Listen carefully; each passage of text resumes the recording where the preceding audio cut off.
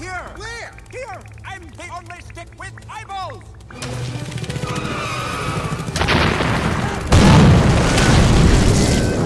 Self-destruct sequence activated.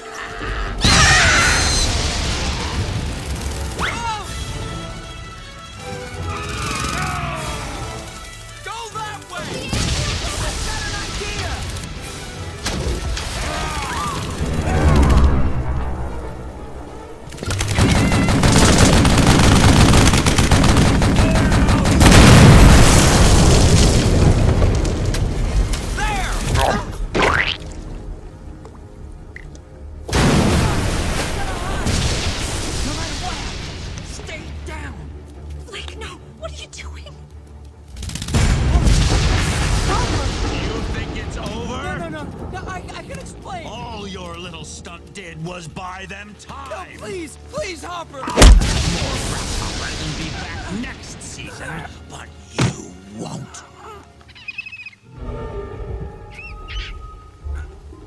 Well, what's this?